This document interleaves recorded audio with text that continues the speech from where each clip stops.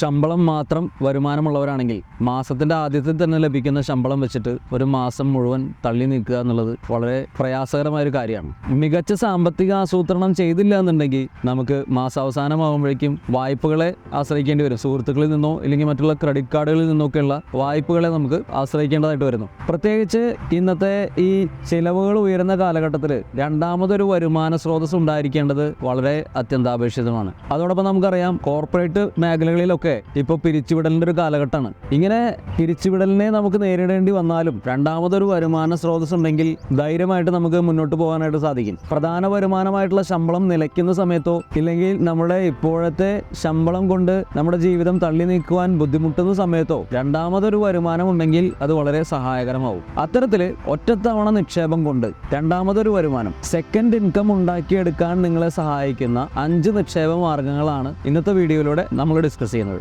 അപ്പോൾ ഈ 5 ഇൻവെസ്റ്റ്മെന്റ്സിനെ കുറിച്ച് അറിയാനായിട്ട് നമ്മുടെ ഈ വീഡിയോ മുഴുവനായിട്ട് കാണുക. അതോടൊപ്പം തന്നെ വീഡിയോ സ്റ്റാർട്ട് ചെയ്യുന്നതിന് മുമ്പ് ഒരു കാര്യം ഓർമ്മിപ്പിക്കുകയാണ്. നമ്മുടെ ചാനൽ ആദ്യമായിട്ട് കാണുന്നവരാണെങ്കിൽ ചാനൽ സബ്സ്ക്രൈബ് ചെയ്യാനും അതിന് തൊട്ടടുത്തുള്ള ബെല്ലൈക്കൺ എനേബിൾ ചെയ്യാനും ഓർമ്മിപ്പിക്കുന്നു. എല്ലാ ആഴ്ചയിലും നമ്മൾ നിങ്ങൾക്ക് ഉപകാരപ്രദമായിട്ടുള്ള ഓരോ ഇൻവെസ്റ്റ്മെന്റ് മെത്തേഡ്സിനെ കുറിച്ചിട്ടുള്ള വീഡിയോസ് നമ്മൾ ചാനലിൽ അപ്ലോഡ് ചെയ്യുന്നുണ്ട്. അത് നിങ്ങൾക്ക് ഉപകാരപ്രദമാവുന്ന കാര്യത്തിൽ യാതൊരു സംശയമില്ല. അപ്പോൾ നമുക്ക് വീഡിയോയിലേക്ക് കടക്കാം. നമ്മൾ ഈ മാസവരുമാനം ഉണ്ടാക്കുന്ന 5 പദ്ധതികളെ കുറിച്ച് പറയുമ്പോൾ അതിൽ പലതും നിങ്ങൾക്ക് പരിചയമുള്ളതായിരിക്കാം, ചിലത് പരിചയമില്ലാത്തതായിരിക്കാം. എന്തായാലും നമുക്ക് ഈ 5 ഓപ്ഷൻസ് എന്താണെന്ന് നോക്കാം. അതിൽ ഒന്നാമത്തേതെന്ന് പറയുന്നത് പരമ്പരാഗത നിക്ഷേപ മാർഗമായിട്ടുള്ള സ്ഥിര നിക്ഷേപം തന്നെയാണ്. സ്ഥിര നിക്ഷേപത്തിൽ നമ്മൾ നിക്ഷേപിച്ച ശേഷം സ്ഥിര നിക്ഷേപത്തിൽ നിന്ന് ലഭിക്കുന്ന പലിശ വരുമാനം വർഷത്തിൽ ഒരിക്കൽ വിഡ്രോ ചെയ്യുന്നതിന് പകരം മന്ത്ലി വിഡ്രോ ചെയ്യുന്ന രീതിയിലും നിങ്ങൾക്ക് പ്ലാൻ ചെയ്യാനായിട്ട് സാധിക്കും. ഇങ്ങനെയുള്ള സ്ഥിര നിക്ഷേപങ്ങൾ സാധാരണ പരമ്പരാഗത രീതിയിലുള്ള നിക്ഷേപ മാർഗമാണെന്നുള്ളതുകൊണ്ടും കൂടുതൽ സുരക്ഷ ഉണ്ട് എന്നുള്ള വിശ്വാസം കൊണ്ടും ഒരുപാട് പേര് ഇപ്പോഴും പിന്തുടർന്നുകൊണ്ടിരിക്കുന്ന ഒരു നിക്ഷേപ മാർഗമാണ് സ്ഥിര നിക്ഷേപ മാർഗം എന്ന് പറയുന്നത്. ഇങ്ങനെ സ്ഥിര നിക്ഷേപം ചെയ്യുന്നവർക്ക് ഇതിന്റെ കാലാവധിക്ക് ശേഷം നിക്ഷേപിച്ച തുക തിരിച്ചെടുക്കാനും അതുപോലെ നേരത്തെ പറഞ്ഞ പോലെ തന്നെ മാസത്തിൽ നമുക്കൊരു രണ്ടാമതുള്ള വരുമാനമാക്കിയിട്ട് ഈ സ്ഥിര നിക്ഷേപത്തിനെ മാറ്റിയെടുക്കാനും സാധിക്കും. രണ്ടാമത്തെ സെക്കൻഡ് ഇൻകം ഓപ്ഷനായിട്ട് നമ്മൾ പരിഗണിക്കുന്നത് ഡിവിഡൻഡ് ഓഹരികളാണ്. അതായത് നമുക്കറിയാം ഓഹരി വിപണിയിൽ ലിസ്റ്റ് ചെയ്തിട്ടുള്ള ഒരുപാട് കമ്പനികളിൽ കുറെ നല്ല കമ്പനികൾ നല്ല രീതിയിലുള്ള ഡിവിഡൻഡ് റിട്ടേൺസ്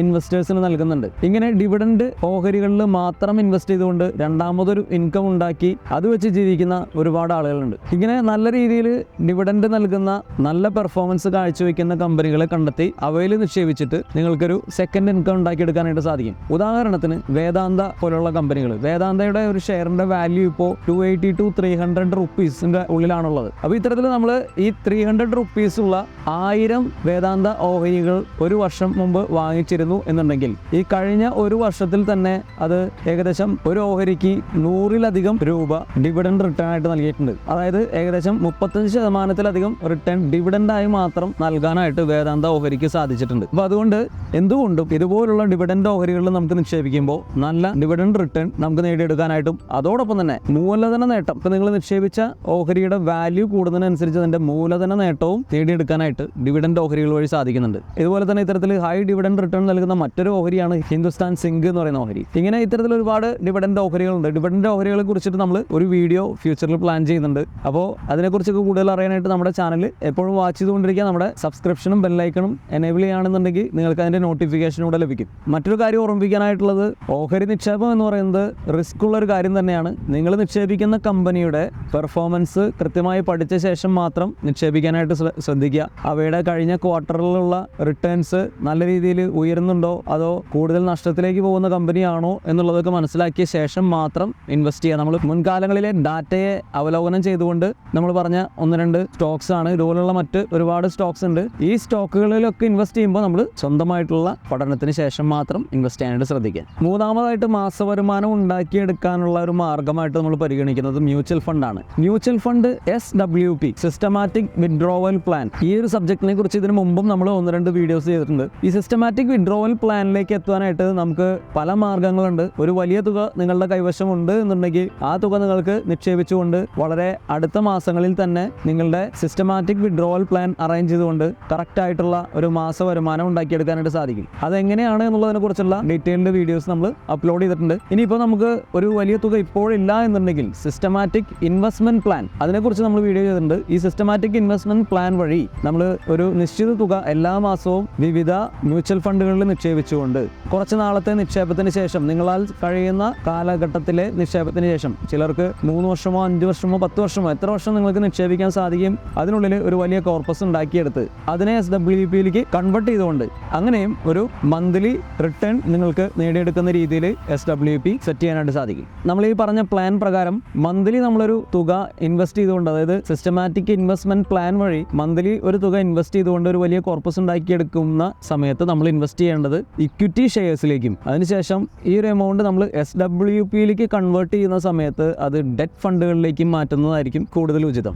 നാലാമതായിട്ട് മാസവരുമാനം നൽകുന്ന സുരക്ഷിതമായിട്ടുള്ള മറ്റൊരു നിക്ഷേപ മാർഗമാണ് റിയൽ എസ്റ്റേറ്റ്. റിയൽ എസ്റ്റേറ്റ് നിങ്ങൾ റെസിഡൻഷ്യൽ പ്രോപ്പർട്ടികളിലോ ഇല്ലെങ്കിൽ വാണിജ്യ വസ്തുവിലോ ചെയ്യാനായിട്ട് സാധിക്കും. ഇത്തരത്തിൽ നിങ്ങൾ ഒരു വീടോ ഇല്ലെങ്കിൽ ഷോപ്സോ വാങ്ങിയതിന് ശേഷം നിങ്ങൾ വാടകയ്ക്ക് കൊടുക്കുമ്പോൾ നിങ്ങൾക്ക് മന്ത്ലി ഒരു മാസവരുമാനം ലഭിക്കുന്നു. അത് മാത്രമല്ല, കുറച്ച് കാലങ്ങൾക്ക് ശേഷം നിങ്ങൾക്ക് ഈ ഒരു പ്രോപ്പർട്ടി മറിച്ചു കൊടുക്കേണ്ടി വരുന്ന സമയത്ത് അതിന് ക്യാപിറ്റൽ അപ്രീസിയേഷൻ ലഭിക്കുന്നു, അതായത് മൂലധന നേട്ടം കൂടെ നിങ്ങൾക്ക് ലഭിക്കുന്നു. ഇത് 2 തരത്തിൽ നിക്ഷേപകന് ഗുണം ചെയ്യുന്ന ഒരു നിക്ഷേപ മാർഗം തന്നെയാണ്. നേരത്തെ പറഞ്ഞ നിക്ഷേപ മാർഗങ്ങളിലെ ഡിവിഡൻഡ് ഓഹരികളുടെ നിക്ഷേപത്തിനും അതുപോലെ തന്നെ മ്യൂച്വൽ ഫണ്ട് SWPയിലെ നിക്ഷേപത്തിനും അതുപോലെ തന്നെ റിയൽ എസ്റ്റേറ്റ് നിക്ഷേപത്തിനും ഡബിൾ ബെനിഫിറ്റ് ആണ് നമുക്ക് ലഭിക്കുന്നത്. ഒന്ന്, ഒരു മാസവരുമാനം ലഭിക്കുന്നു. അതോടൊപ്പം തന്നെ രണ്ടാമത്തേത്, നിങ്ങൾ നിക്ഷേപിച്ച മൂലധനത്തിന് വളരുവാനായിട്ടുള്ള ഒരു സാധ്യത കൂടി ഈ ഒരു 3 നിക്ഷേപങ്ങളിലും ഉണ്ട് എന്നുള്ള കാര്യം നമുക്ക് മനസ്സിലാക്കാം. അടുത്തതായിട്ട് സ്ഥിര വരുമാനം ലഭിക്കുന്ന മറ്റൊരു മെത്തേഡാണ് ആന്വിറ്റി പ്ലാനിൽ നിക്ഷേപിക്കുക എന്നുള്ളത്. ആന്വിറ്റി പ്ലാനുകൾ ഇന്ന് ഒരുപാട് ഇൻഷുറൻസ് കമ്പനികൾ വിവിധ തരം ആന്വിറ്റി പ്ലാനുകൾ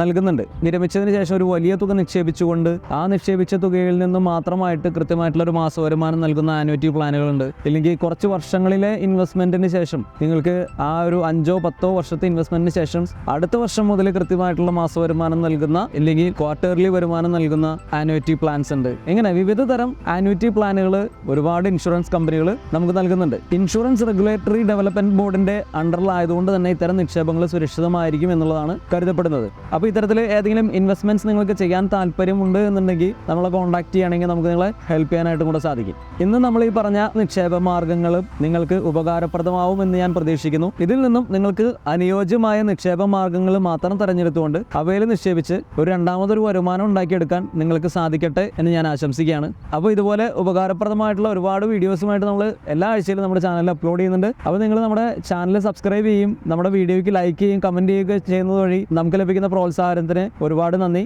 വീണ്ടും അടുത്തൊരു വീഡിയോയിൽ കാണുന്നവരെ എല്ലാവർക്കും നന്ദി.